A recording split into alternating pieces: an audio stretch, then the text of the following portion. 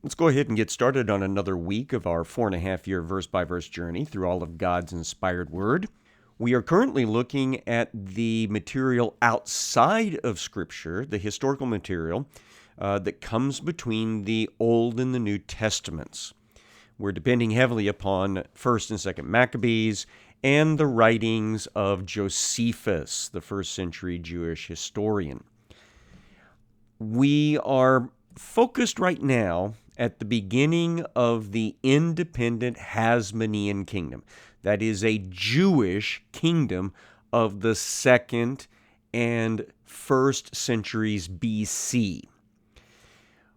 We know that that kingdom got its start in 142 BC when the high priest Simon, who was a brother of Judas Maccabee, was declared the ethnarch of the Jewish people and accepted as the independent leader of the Jewish people by the Macedonian Greek Empire of Syria, that is the Seleucid Empire.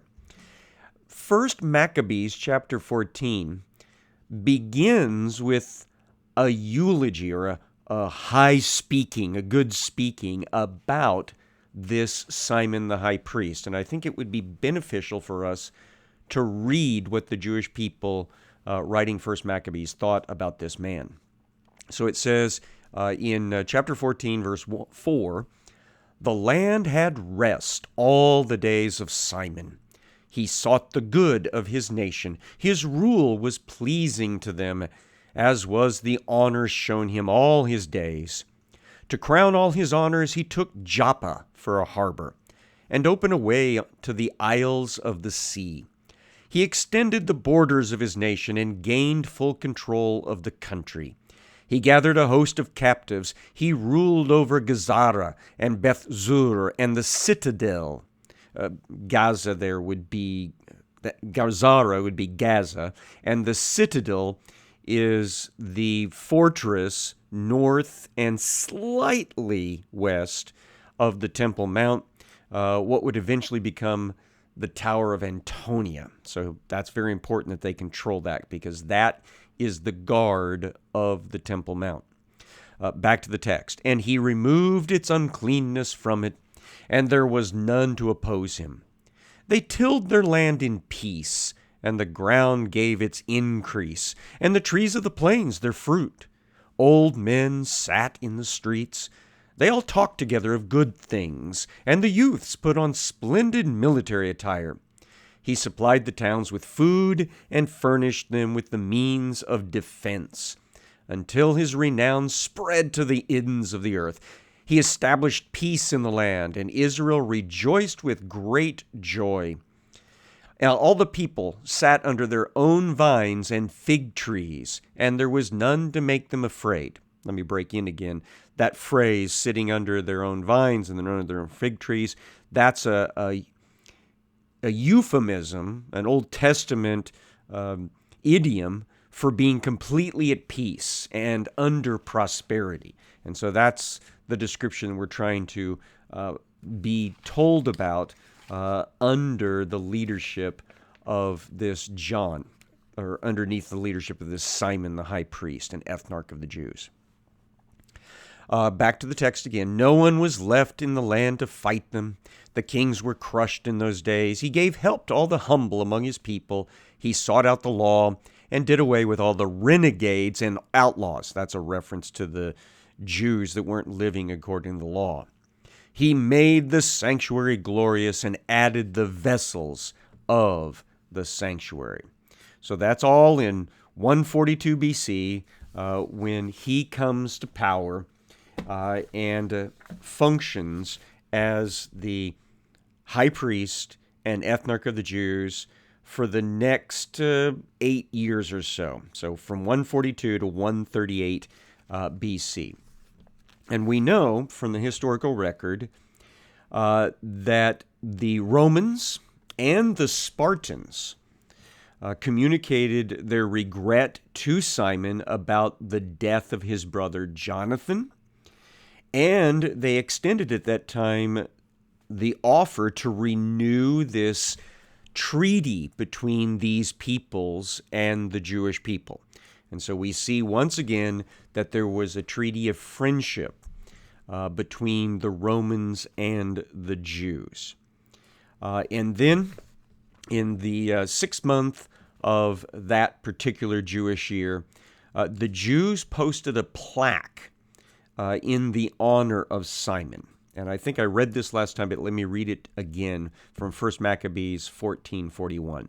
The Jews and their priests have resolved that Simon should be their leader and high priest forever, until a trustworthy prophet should arise, that he should be governor over them, and that he should take charge of the sanctuary and appoint officials over its tasks and over the country and the weapons and the strongholds, and that he should take charge of the sanctuary, and that he should be obeyed by all, and that all contracts in the country should be written in his name, that is, him as ethnarch, and that he should be clothed in purple and wear gold. That's very much a king treatment, isn't it, in this time period in this part of the world. Continuing, none of the people or priests shall be permitted to nullify any of these decisions, or to oppose what he says, or to convene an assembly in the country without his permission, or to be clothed in purple, or put on a gold buckler. So again, this sounds very much like he is the king of the Jews, even though that exact term is not yet being used for this position at the head of the Hasmonean dynasty.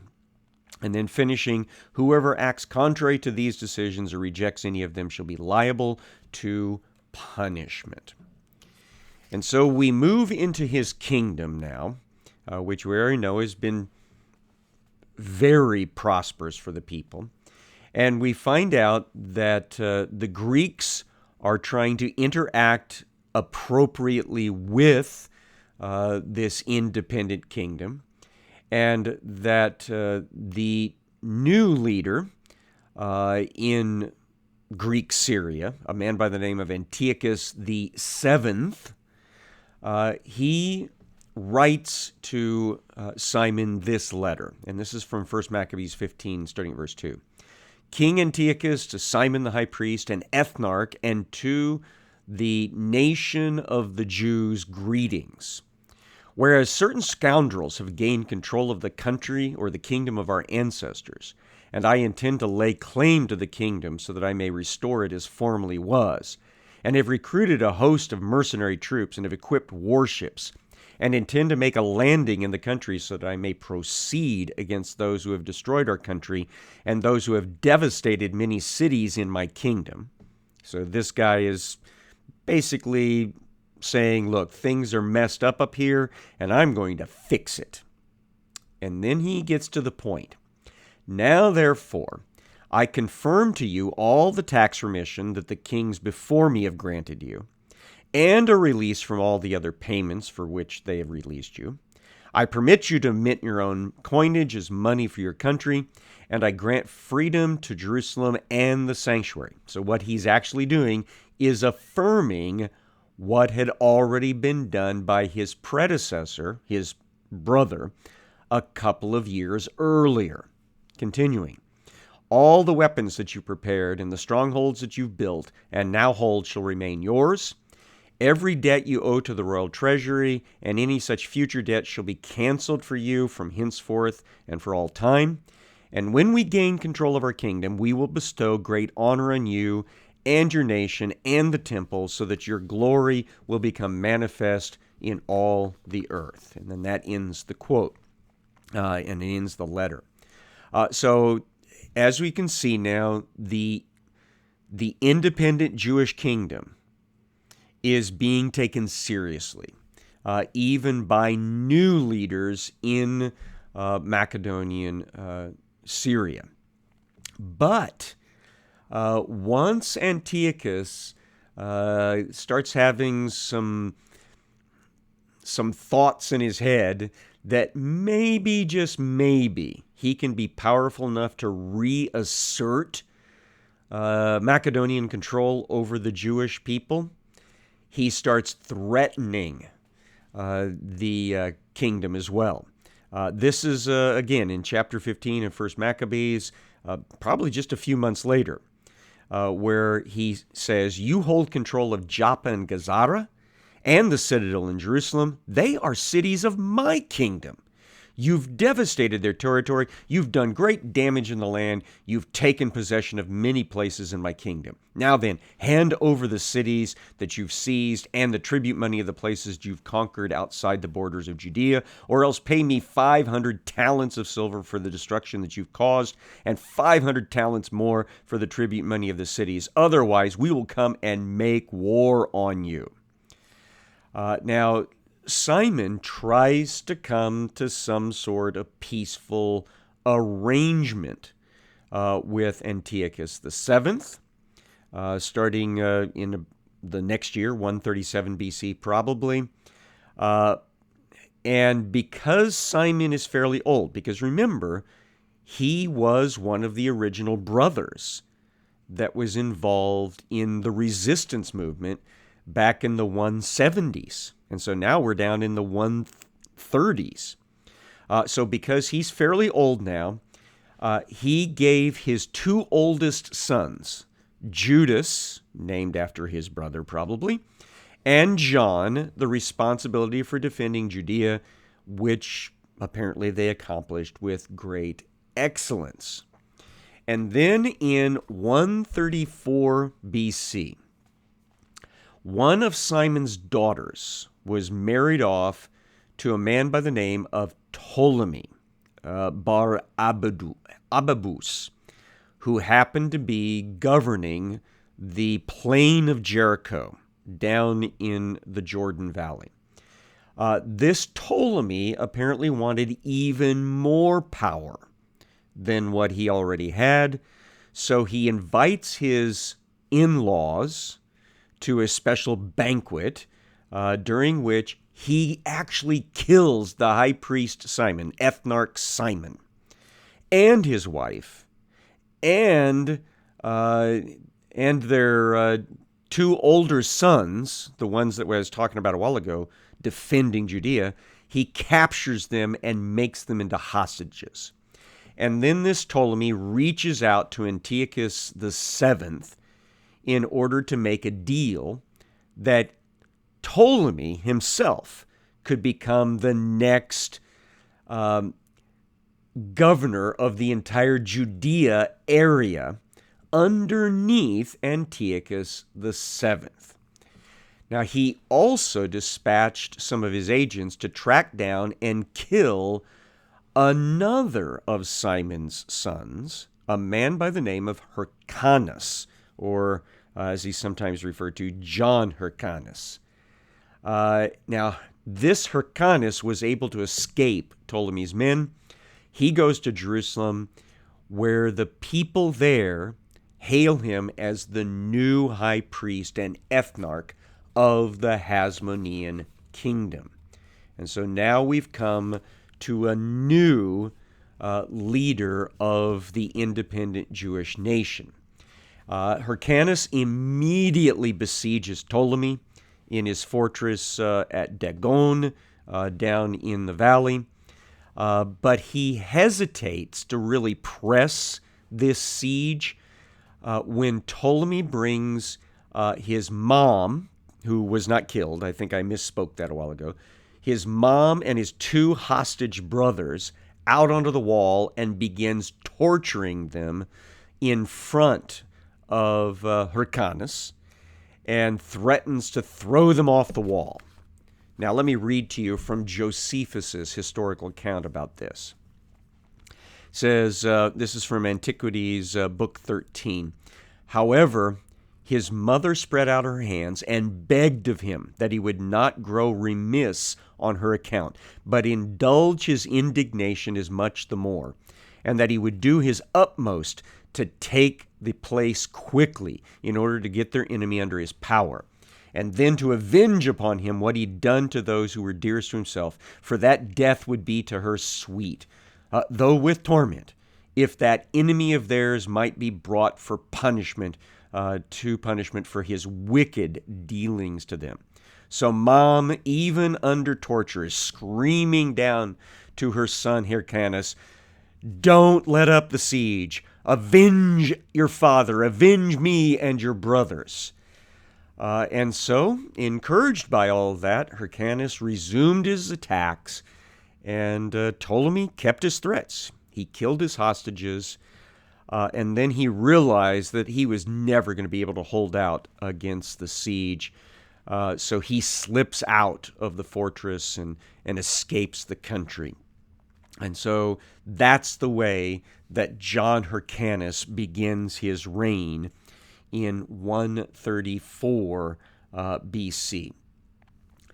Now, he immediately starts asserting his control, not just of Judea against his neighbors to the north, the Macedonian, Greek, Syrian kingdom, but he actually tries to start expanding the Jewish kingdom to its oldest borders.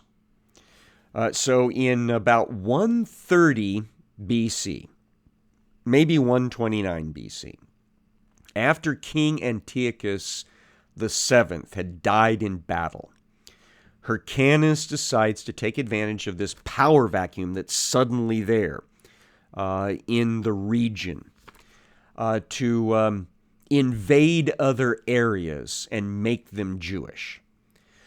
So he pushes north into Samaria and makes that Jewish territory. Then he pushes east across the Jordan River into the place called Perea and makes that Jewish territory. Then he pushes south into Idumea.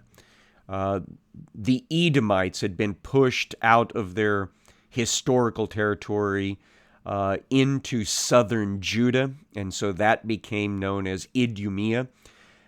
So John Hyrcanus actually pushes into that region and tells the displaced Edomites, or as we know them better, the Idumeans, that they have no other choice but to accept his governance over them, and that they needed to become Jewish. That is, they needed to keep the kosher laws, they needed to keep the Mosaic law, they needed to keep the Sabbath, the festivals, circumcision, all of that, which apparently the majority of them agreed to. Otherwise, they would have been killed. Now, this is important because at this time, the family of the not yet born Herod the Great converted to Judaism. So when Herod was eventually born, he was born into a practicing Jewish family. So even though his ethnicity was Edomite or Idumean, his religion was the religion of the Jewish people. And so that is one of the reasons that he is treated as a Jew by everyone around him. Now, some other things that happened during this expansion phase under John Hyrcanus is that when he went into Samaria with his soldiers, they decided that part of their purge of the region was to destroy the 200-year-old Samaritan temple on Mount Gerizim. And so this is one of the reasons for heightened animosity moving forward between the Samaritans and the Jews. Now, one other thing happens. John Hyrcanus renews the mutual assistance treaty with Rome because this helped him in his resistance of his northern neighbor, the Seleucid Empire, because the Romans were looking for strong allies to help them counter the Seleucid Empire as the Romans continued to move their interests farther and farther east in the Mediterranean basin. So Hyrcanus then enjoys a good long period of peace, right down to 104 BC when he finally dies. Now, when he dies, his original intention was that his wife would administer the kingdom after him. Apparently, he was not all that convinced that his sons would do a good job at this. And the history of what happens next kind of bears that concern out.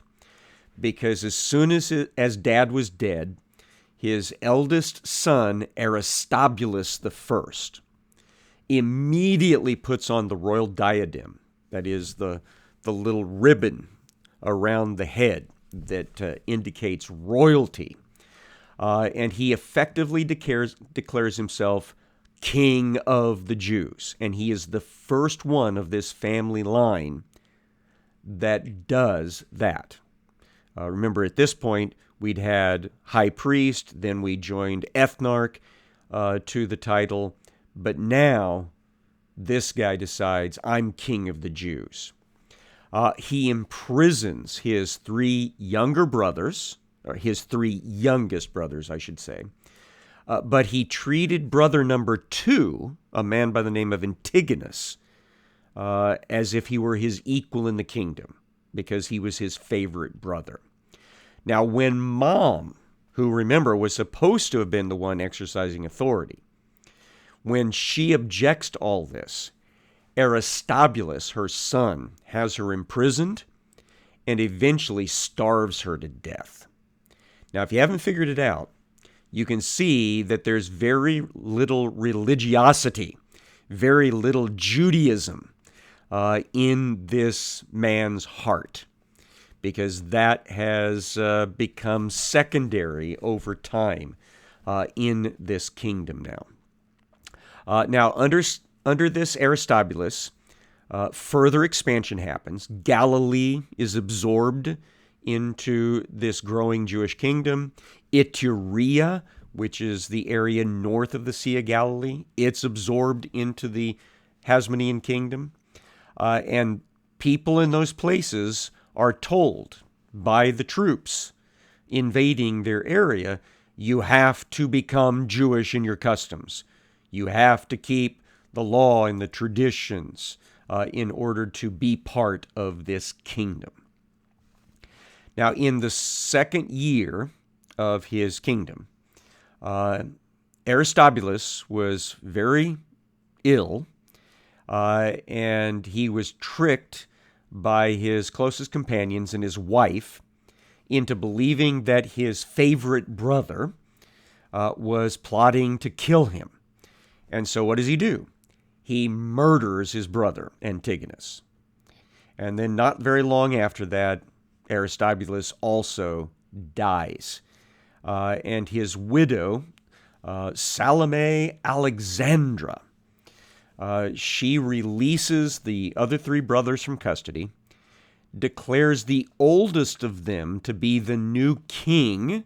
This is a man by the name of Alexander Jannaeus. And then, in a weird twist, she becomes the wife of this new king.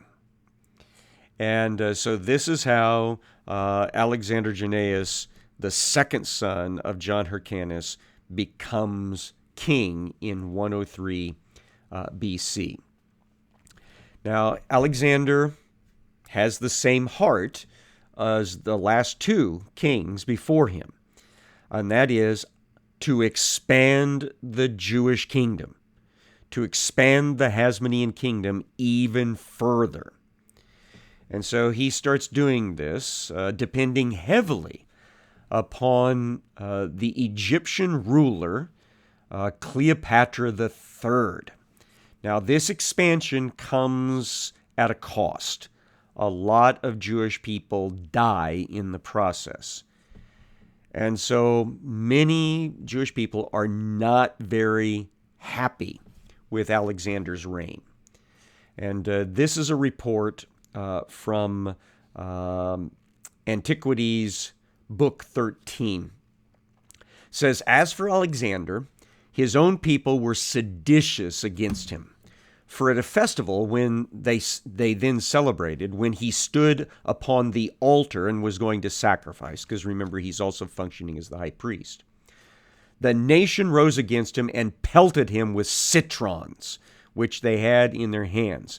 And the law of the Jews required that at the Feast of Tabernacle, everyone should have branches of palm trees and citron trees, which things we have elsewhere related.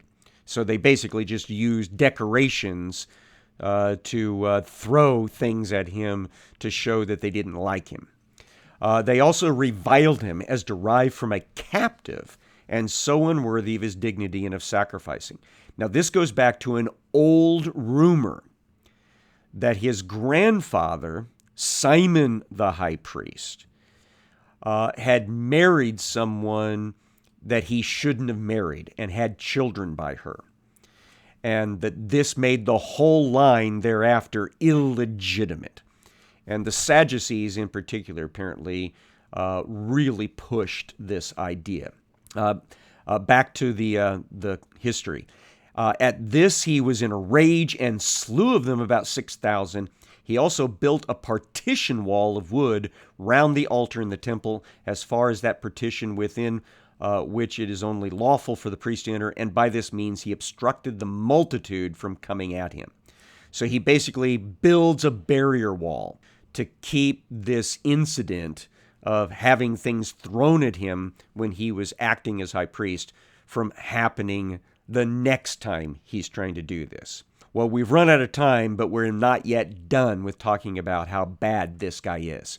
Come back tomorrow.